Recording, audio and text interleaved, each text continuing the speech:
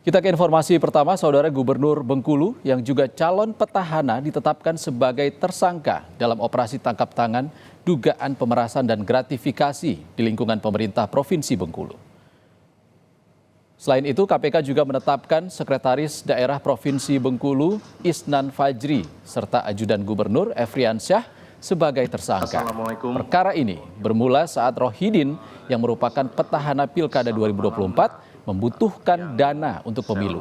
Rohidin dibantu Sekda Provinsi Bengkulu Isnan Fajri untuk mengumpulkan organisasi perangkat daerah dan kabiro di lingkup Pemda Provinsi Bengkulu untuk mendukung pencalonan Rohidin sebagai gubernur petahana.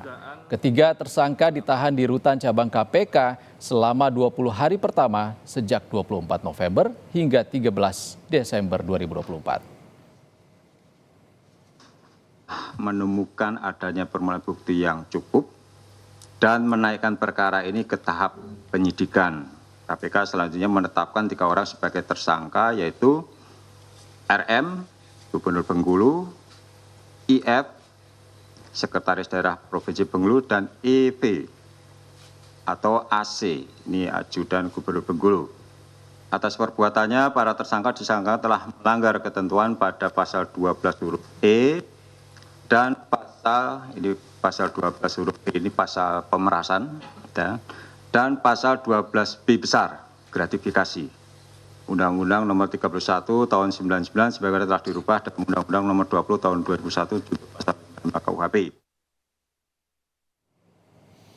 Komisi Pemilihan Umum atau KPU Provinsi Bengkulu menyebut kasus penangkapan salah satu calon gubernur Bengkulu oleh KPK tidak memengaruhi proses tahapan Pilkada 2024. Ketua KPU Bengkulu, Rusman Sudarsono, menyampaikan tahapan Pilgub Bengkulu akan tetap berjalan sesuai jadwal yang telah ditetapkan. Kami tetap untuk menjalankan tahapan. Ya. Cukup ya? Termasuk ya? Dari tidak ada pembatalan cabut ini seperti apa? Statusnya.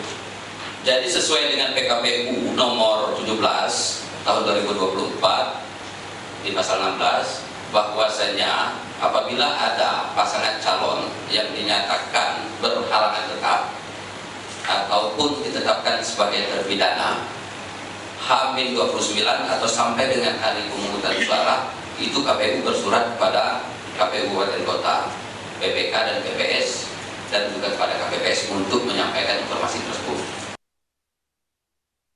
Kementerian Dalam Negeri telah mengeluarkan surat keputusan untuk menunjuk Wakil Gubernur Bengkulu, Rosjon Syah, sebagai pelaksana tugas Gubernur Bengkulu. Keputusan ini diambil setelah Gubernur Bengkulu, Rohidin Mersyah, ditetapkan sebagai tersangka dan ditahan oleh Komisi Pemberantasan Korupsi soal kasus dugaan pemerasan. Menteri Dalam Negeri Tito Karnavian menjelaskan bahwa penerbitan SK tersebut sesuai dengan ketentuan yang diatur dalam Undang-Undang Pemerintahan Daerah. Jika ditahan, maka wakilnya itu menjadi PLT gubernur. Tadi malam saya sudah mengeluarkan. Begitu saya mendapat kabar positif dari KPK bahwa ditahan, maka kami sudah mengeluarkan RDG dan juga SK untuk wakilnya menjadi PLT, pelaksana tugas gubernur.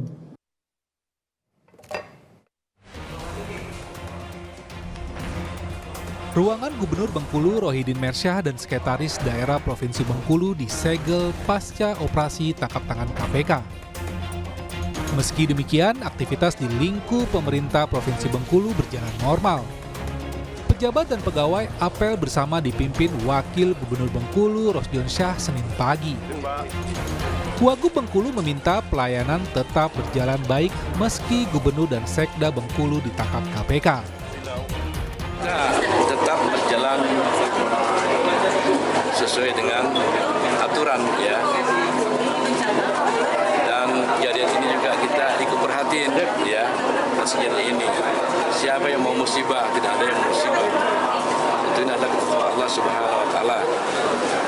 Saya mengambil apel hari ini untuk memberikan motivasi kepada ASN. Gubernur dan Sekda Bengkulu ditangkap KPK dalam operasi tangkap tangan pada Sabtu 23 November 2024. Kasus ini bermula saat Rohidin yang merupakan petahana di Pilkada 2024 membutuhkan dana untuk pemilu, mengumpulkan organisasi perangkat daerah dan kabiro di lingkup Pemda Provinsi Bengkulu untuk mendukungnya sebagai gubernur petahana. Saat proses penangkapan itu sempat diwarnai aksi kejar-kejaran antara petugas KPK dan Rohidin. Saat itu saudara saya lihat saudara RM itu tidak ada di tempat. Jadi lagi ada di suatu tempat. Kemudian kita pantau dan kita kemudian yang bersangkutan kembali.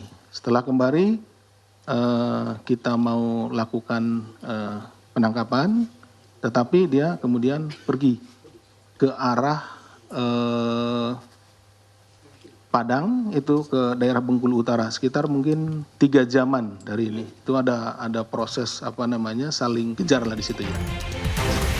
Dalam kasus ini, KPK telah menetapkan 3 orang sebagai tersangka dalam kasus pemerasan mengenai dana kampanye. Mereka adalah Rohidin Mersyah, Sekretaris Daerah Provinsi Bengkulu, Isnan Fajri, dan Anca, Ajudan Gubernur Bengkulu. Tim Liputan, Kompas TV. Kita ke sorotan lain.